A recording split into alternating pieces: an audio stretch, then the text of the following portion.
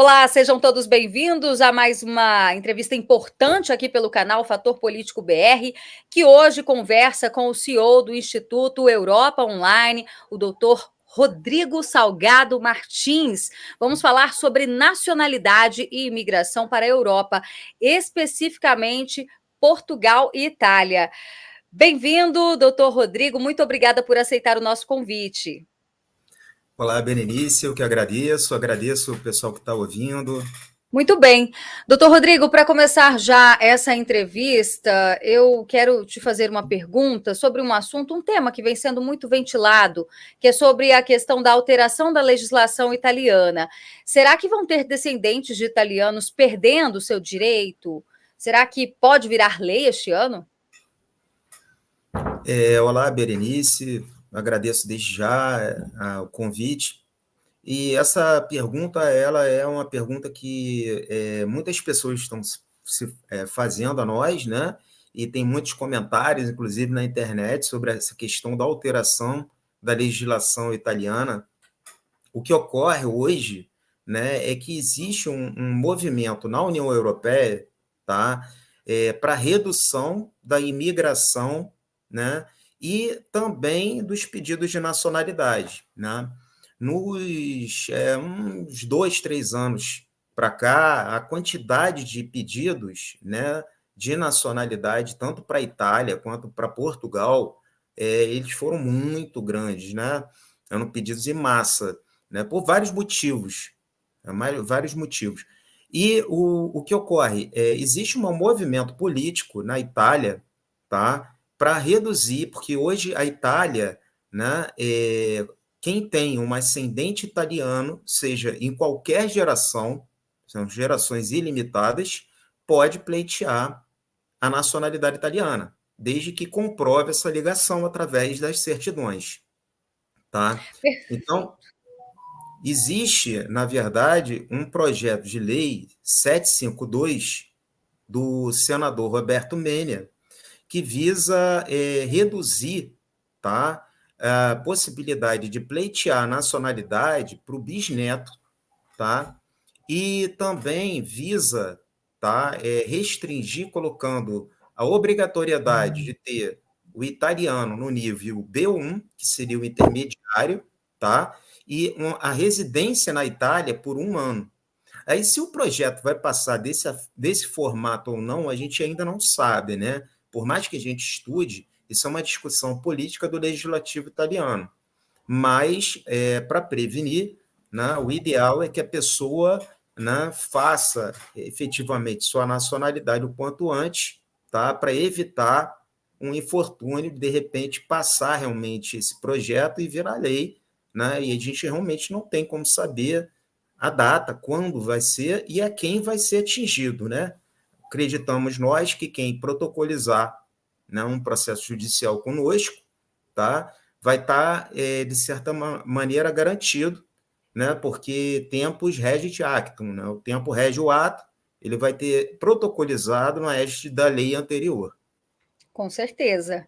Agora, com a sua experiência, por que existem tantas pessoas, doutor Rodrigo, atualmente querendo viver em Portugal, na Itália, em países da Europa, né? Qual que é a sua análise dessa questão? Então, todo dia nós atendemos diversas pessoas de diversas classes, essa é a verdade. Né? Você tem pessoas que não tão bem financeiramente, né? Estão afetadas pela crise no Brasil. Nós atendemos também clientes no exterior, então tem outros países também que estão em crise, né? E nós vemos que essas pessoas elas querem ir para Portugal, ir para a Itália, buscando uma melhoria de vida.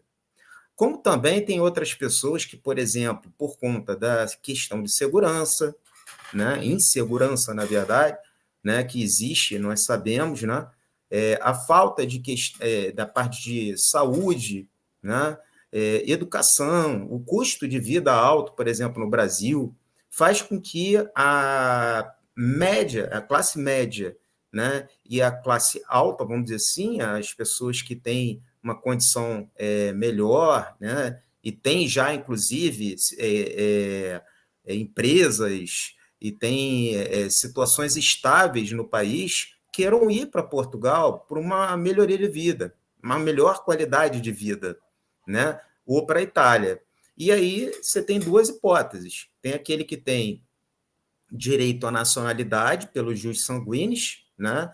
E aquele que não tem, ele vai através da imigração, né? Com algum visto específico.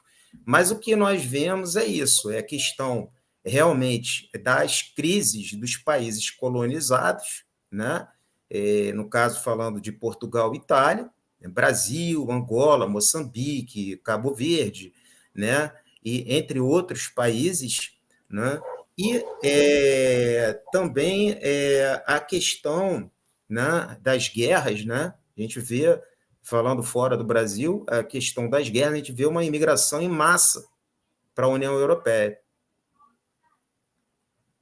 Muito bem. Agora nos veio uma pergunta aqui que eu achei interessante, do Igor, que diz o seguinte: ele quer saber qual a diferença do processo judicial para adquirir a nacionalidade italiana e o procedimento administrativo.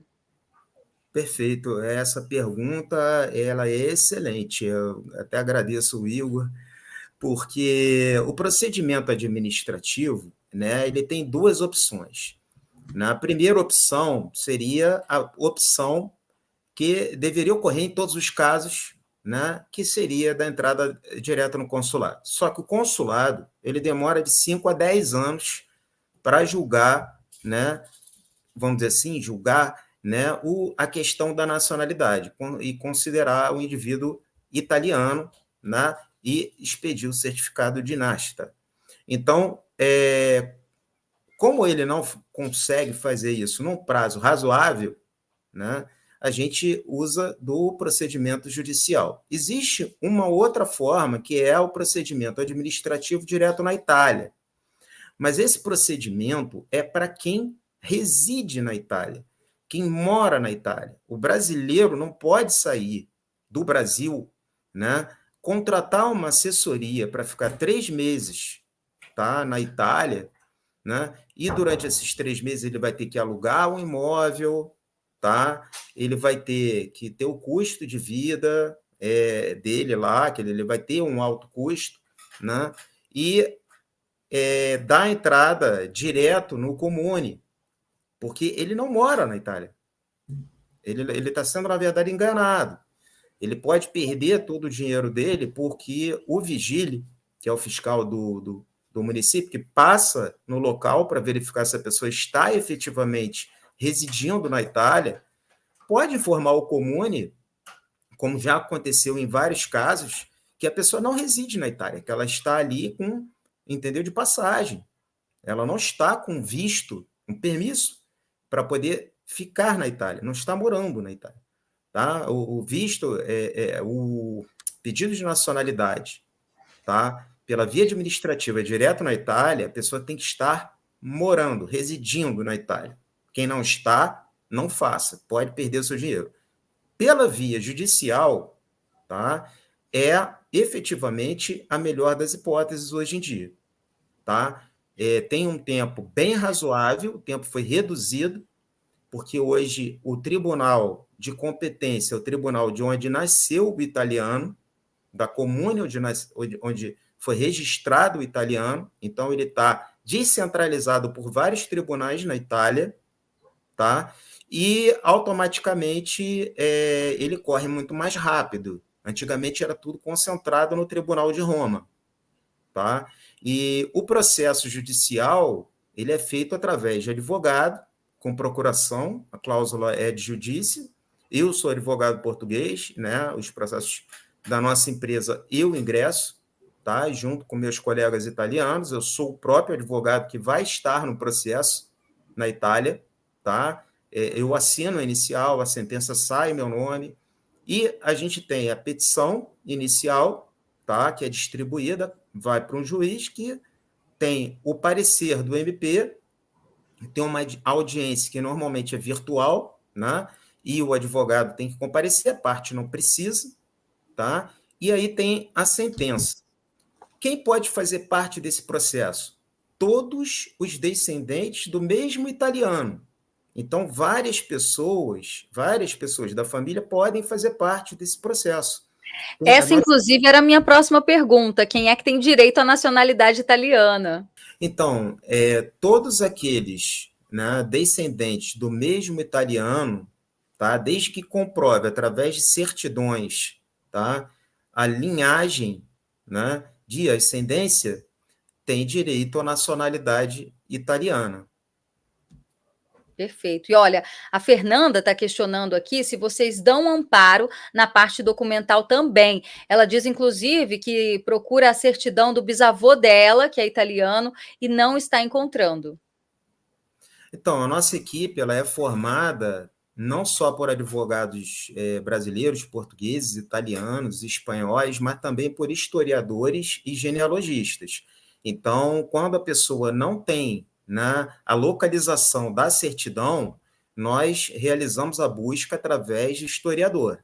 Tá? O historiador localizando a certidão, daí nós, normalmente ele até localiza as certidões brasileiras também, tá? Ele informa, e aí nós fazemos a parte documental, que seria a primeira fase do processo, do procedimento, né, que nós trabalhamos para aquisição de nacionalidade italiana pela via judicial. Na formação da pasta, tá, a burocracia é toda conosco, nós fazemos tudo. Fazemos a emissão das certidões junto aos cartórios no Brasil, tá? A emissão da certidão italiana, tá? E as formalidades legais, o apostilamento, a tradução e o apostilamento.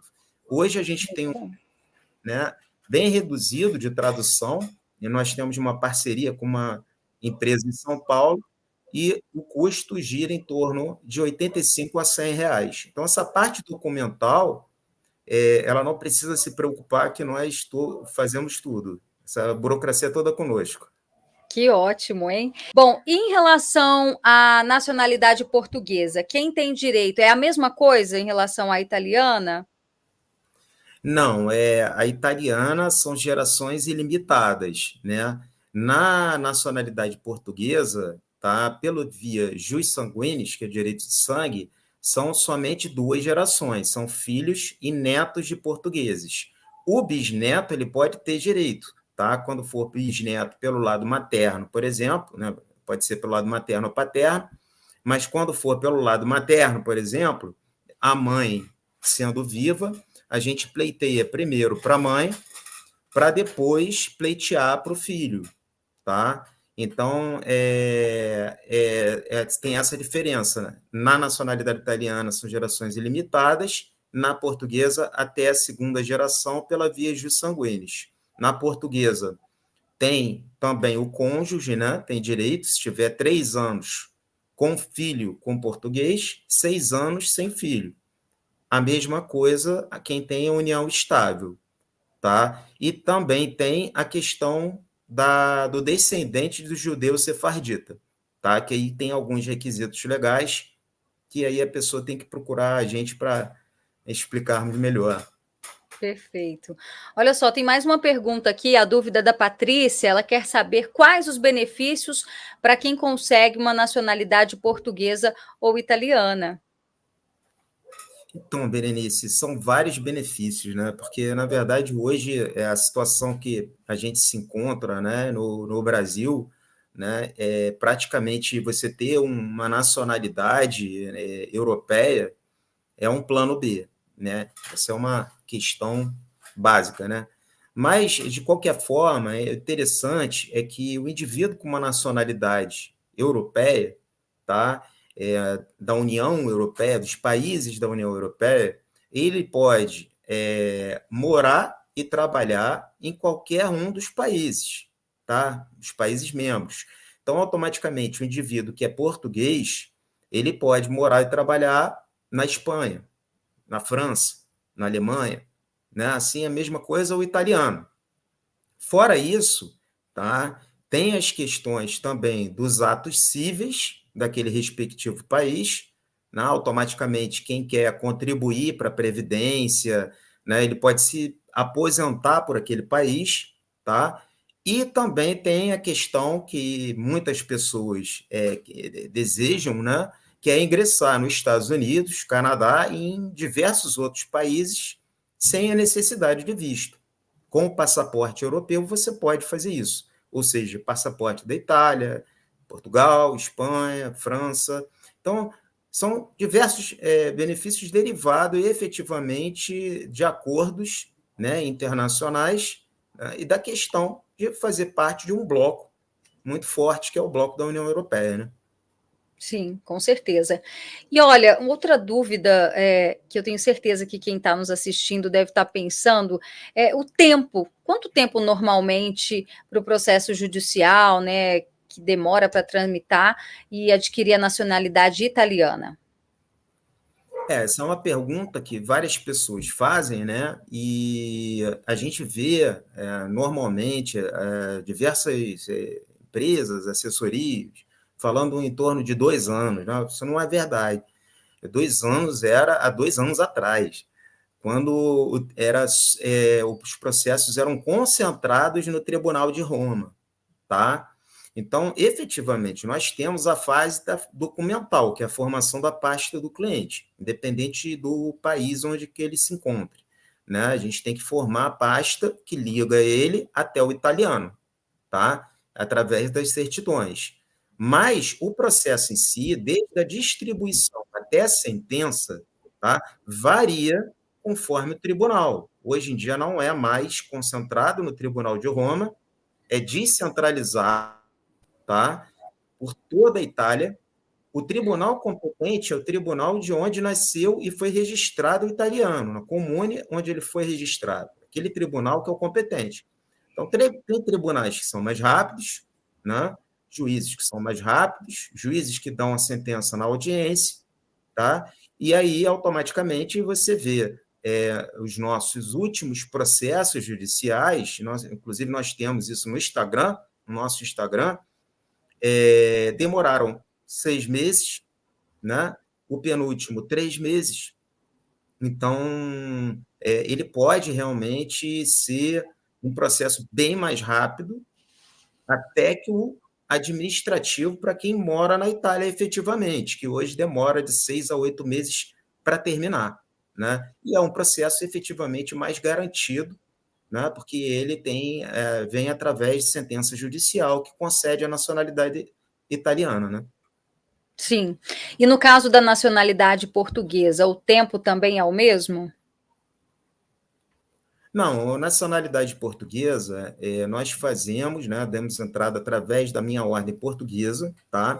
E para filho, a gente dá um prazo, normalmente, tá? O prazo razoável de 8 meses, tá? Mas temos casos que saíram em menos tempo. Temos casos que saíram em 2 meses. Né? Aí a gente realmente não dá como padrão, tá? Para neto, normalmente, o prazo são 2 anos, tá? Para cônjuge, o prazo também, normalmente, são 2 anos. Tá? E é um procedimento administrativo, é diferente da Itália, que é um procedimento judicial. Nós fazemos o procedimento judicial para aquisição da nacionalidade italiana. Em Portugal, administrativo, junto ao Conservatório de Registros Centrais. Tá? Agora, quando o processo passa muito do prazo razoável, tá?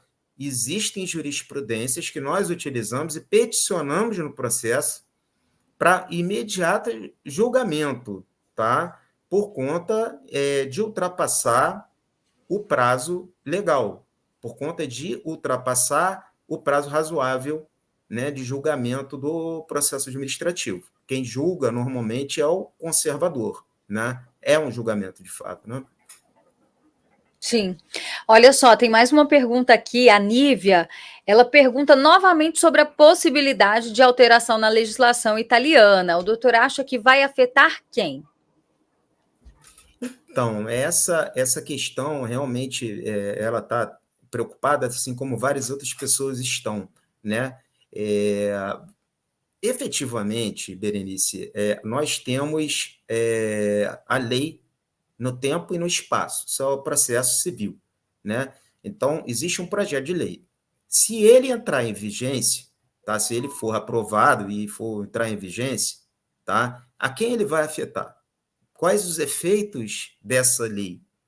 Existe o que se chama no direito processual civil, que são dispositivos transitórios, tá? A lei, ela revoga a anterior no que for igual ou contrária, tá? Mas ela vai ter que reger os fatos entre uma lei e outra através de dispositivos transitórios. Então, esses dispositivos transitórios é que vão dizer até onde vai os efeitos da lei. Nós acreditamos, até porque senão vai ter uma guerra judicial, que quem já protocolizou o processo judicial não vai ser afetado, porque existe o princípio do tempus regit actum, que é o tempo rege o ato, a lei daquele momento é que vai reger aquele fato. Né? Então, se do momento que eu dei entrada sob a égide da lei anterior, tá? Automaticamente o juiz ele vai julgar conforme a lei anterior. A lei posterior ela não pode dizer o contrário, senão vai, como eu disse, vai ter uma guerra judicial e não acredito que isso venha a acontecer. Então, mais rápido possível quanto mais rápido possível nós dermos entrada no processo judicial, maior a garantia de não ser atingido, né, caso o projeto de lei venha entrar realmente em vigor. É isso aí. Bom, vamos lá. Como é que está a imigração para Portugal hoje em dia, né? Quem é que mais procura? Olha, existe uma vastidão de pessoas, né, querendo imigrar para a Europa para buscar uma vida melhor, mas também tem, né, aquelas pessoas que têm uma estabilidade, tá, em seu negócio, uma estabilidade financeira no país e busca, nessa alteração de vida, nessa mudança, né, mais segurança, uma saúde melhor, mais educação para os seus filhos, né? Que o filho venha estudar numa escola, né, da Europa, né? Uma melhor qualidade de vida. Então, nós vemos assim tanto pessoas que realmente estão tentando, né, melhorar financeiramente, como também pessoas que têm uma posição já, tá, estável no país, né, e mesmo assim querem mudar para realmente conseguir ter uma segurança melhor para si e para sua família. Né? Então, isso fica bem claro, né? Tanto médicos, dentistas, empresários, muitos empresários querendo, inclusive, abrir empresas, né, em Portugal para ter e levar a família para Portugal, comprar um imóvel para estabelecer lá, né, sua morada e efetivamente ter uma melhor qualidade de vida. Pois é, doutor Rodrigo, então, só para esclarecer, quais são os tipos de visto e procedimentos para imigrar para Portugal? Então, Berenice, existe uma vastidão, né, de vistos, né, que são possíveis, né, para serem aplicados. A gente tem que analisar caso a caso. O ideal é a gente identificar, conversando com a pessoa, né, para poder tentar ver se a gente adequa, né, e viabiliza essa imigração, né, porque é através do visto que você faz a imigração, visto de residência. O visto se pede no país de origem, a autorização de residência se pede em Portugal.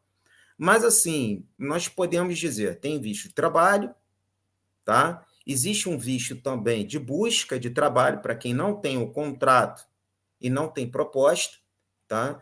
Existe o visto de empreendedor, que seria o visto D2, que quem quer abrir empresa em Portugal, tá? Existe também um visto que é muito procurado, né, que é o D7. Esse é um visto muito interessante, porque é o aposentado que ganha acima de 820 euros, tá, que é o salário mínimo português, ou que tem renda, a pessoa que tem a renda acima de 820 euros, né, portugueses. Então, essa pessoa, ela consegue o visto D7, tá, e aí pode morar em Portugal. Tá? Então, existe uma gama muito grande, né, de tipos de visto. Existe o visto de estudante também, para quem foi aceito, né, numa universidade ou se encontra inscrito, né, numa escola, uma universidade por mais de um ano, tá? Aí nós fazemos o visto de estudante. Então, assim, o ideal é a pessoa nos procurar e explicar exatamente o que ela quer, a situação dela, para a gente poder fazer esse enquadramento, esse melhor enquadramento para cada caso. Perfeito. Agora fala um pouco do Instituto Europa Online, né? Como é que vocês trabalham nesses casos, tanto de nacionalidade quanto de imigração? Perfeito, obrigado pela pergunta. O Instituto Europa Online, ele foi uma empresa, né, criada especificamente para trabalhar com nacionalidade europeia, né? Nós já temos o Salgado Martins Advogados, tá? Que é o escritório de advocacia também no Brasil, tá? E nós, dentro do Instituto, tá? A ideia é fazer com que o cliente tenha segurança de estar lidando com seu próprio advogado, porque eu sou advogado português, né? Sou eu que dou, nós, o jurídico da empresa que dá entrada nos processos, tá? Se tiver exigência, tudo nós fazemos, tá? Nós temos efetivamente na nossa equipe advogados que ficam em Portugal e dão suporte tanto para a parte de nacionalidade quanto para a parte de imigração. Todo cliente tem o acompanhamento à AIMA, né, através de advogado, quando é da parte de imigração, tá? E nós temos hoje escritório no Rio de Janeiro, em Lisboa e em Roma, tá? Então, o cliente ele pode, querendo ser atendido em qualquer dos três lugares, né? Mas eu fico mais em Portugal e no Brasil, né? No escritório do Rio de Janeiro. Nós, normalmente, para atendermos, né, essa gama de clientes, né, gama de pessoas, fazemos uma videochamada sem compromisso, tá? E nessa videochamada, nós enquadramos o caso da pessoa, fazemos a análise jurídica. Então, essa videochamada, eu participo junto com a equipe, tá? Os advogados e as pessoas que vão lidar com a execução do contrato, efetivamente. Tá? Então, essa videochamada ela é muito importante, porque a gente vai fazer a adequação, tá? E vamos fazer também a árvore genealógica, né? Passamos o cronograma para o cliente e fazemos o orçamento, tá? E aí, automaticamente, a gente tenta fazer com que o cliente tenha um custo-benefício da melhor maneira possível, tá? Dentro do procedimento que é cabível para ele. Excelente. Eu quero mais uma vez agradecer a participação aqui do CEO do Instituto Europa Online, o doutor Rodrigo Salgado Martins. Muito obrigada pelas informações e estamos aqui sempre de portas abertas para poder informar a nossa audiência. Obrigada, doutor. Tá, obrigado, Berenice, obrigado a quem ouviu a entrevista. Agradeço e estou à disposição para voltar outras vezes. É isso aí. Seguimos aqui de Brasília. Berenice Leite para o Fator Político BR.